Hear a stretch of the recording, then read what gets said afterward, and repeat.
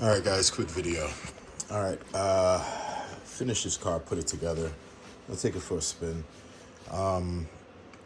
And I had to redo a lot of things with the MGM just to get the car to move properly, to brake, to operate the way it's supposed to.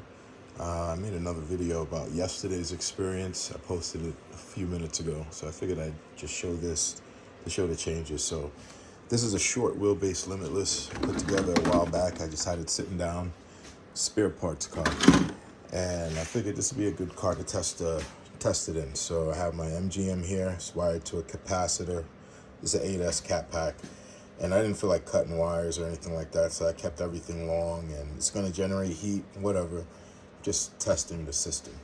This is a 8S Onyx Mike Walliford. It's an 8,000 milliamp 6S Onyx battery Mike made for me when he first released the batteries a long time ago. It was pretty cool.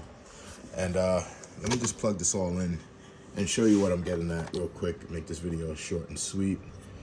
I gotta actually go pick up my daughter soon, so hopefully that's not her calling. Track star. All right, so plug this all in and turn this on. All right, so it connects, it's active. Let's move some of this crap out of the way and get it so we can see what I'm doing or what I'm talking about. All right, so on the device settings, now you can get the car to move with like the basic parameters. I used my XLX2, copied the settings out of there, threw it in there, it works perfectly. You get the basic acceleration time.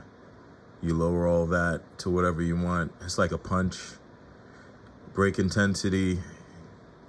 Now with this, the electronic flywheel is like the electronic decel. Force decel is like a rock crawler. So just so you know, I figured that out yesterday as well. And you could run it censored, sensorless. I'm running 0 timing right now. It's a 1721, but it's gonna be maybe up to 1215 depending on how everything operates. You also change your history, recording history in the data log, and you got your low voltage cutoff I just overlooked. I have none, but you can put it on settable protection.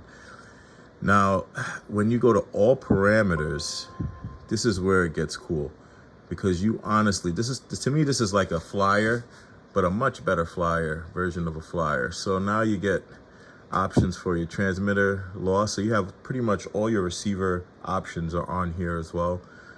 So you can make it activate like that. I could use your receiver for that. Either way, it'll still treat it the same way. And your neutral range, you can change it.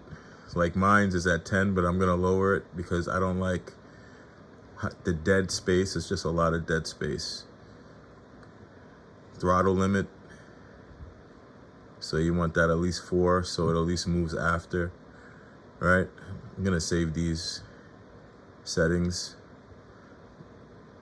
So also you have the car acceleration from stop time. Now this is set up pretty high from the factory. I guess this is the safety limits. It's like a perfect pass almost. So you can literally punch the throttle. It takes its long time. Like this is the first time I'm ever using MGM, guys. So if you guys know this, you know, I'm sorry if I'm boring you, but it's pretty cool to me. And RPM limit switch and deceleration time. So those two things I haven't played with yet. All right, so as I get to it, I figure it out. But the brake intensity in neutral, I know that's the freewheel. I have that turned up, so that's pretty cool. And also, it does it in time, in seconds, how long it takes. So I lowered all of that. I like the controller to respond almost as instantly as possible. It seems like they built so many delays and ways to delay it. So it's definitely going to be a safe controller because it's limited so much. It's limited so much.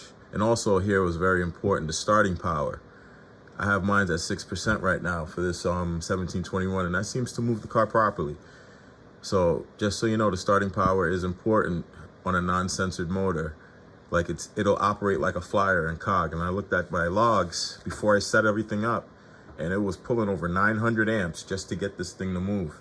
So I said, whoa, something's wrong. And it was cogging like a flyer when I first got a flyer, and I didn't know what I was doing. So it took me a while with the flyers to get it figured out. And this one is a lot quicker, much quicker. And like they say, if you just run it with the settings that they give you from the factory and just stick it on, the thing will run. It'll run pretty much perfectly. It'll run fine. But there's so many delays built in. It figures, you know, you might as well go through the all parameters and slowly adjust that. And here, these are your limits here. So they sell it as a 400 amp and a 900 amp max, but you can adjust this to 500 amps. If your batteries are good, it will try to pull 500 amps out of the battery. So, and I have these Onyx batteries, and I'll just set it at 500, max that out. So let's see what that happens with that. BEC voltage, I don't know why it's at 5, but I did do a reset. Alright, we're gonna go at 7 because I have lights and all this other crap hooked up to it. So I'm just doing this with you myself. I figured let me do it again. And then you get the RPM limits for your motor. And then like I said, like a flyer, you could change your PW frequency.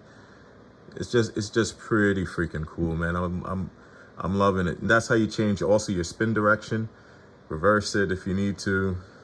Sensor fail, enable sensorless mode automatically.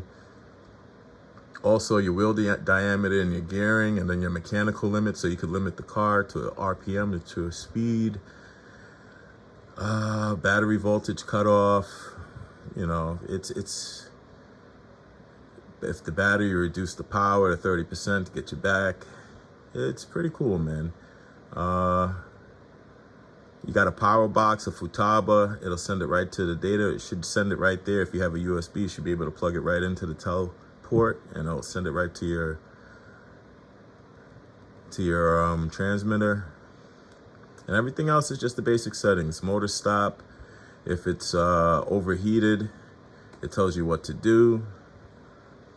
You know, I'll just put ignore, because I'm running a sensorless motor. Even though it's a 1721, the sensor is not in there. So, and then you have your data comm. So I don't know what the hell all that stuff is. I'm learning. I am learning. But one thing I didn't realize, start power is important, and delimit all the Excel times. Everything else should be okay. But those were the two things I realized, even just bench testing this car. But yeah, I saved it. Let's turn this off. I have a remote here, so let's take a look at it. Let's turn it on. Let's take this off for me. One thing also, remember, the BEC always stays on, it seems like. That's like the weirdest thing.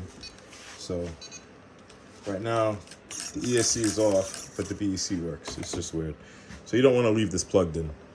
So let's turn it on. All right. Sorry about the place. Cover that up real quick. And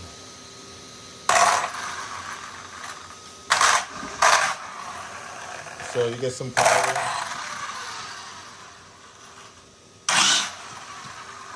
So yeah, I'm gonna take it out on the road. I'm worried about the brakes. So that's the only thing I'm really kind of trying to figure out.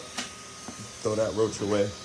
And yeah, so that's the setup with the MGM and how I set it up so far. I'm not sure if I'm doing something wrong. I hope somebody comments and lets me know that they use this system, not even an MGM X3, but an X2, and they understand what's going on there. Maybe I'm doing something right or I'm wrong. Just let me know, guys. Comment.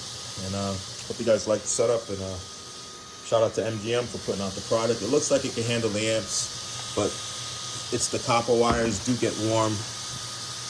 They're warm right now. They're cold. But before, just like on a flyer, if it wasn't set up right and you tried to cog this to existence, the wires would be so hot, just even sending so much burst current through it. So with the start voltage at 5%, it kind of gives it a nice kick to move it through. It seems like it likes that. And at least that's my experience. If anybody has any other ideas or anything, let me know. Take care. Shout out from Alter Garage.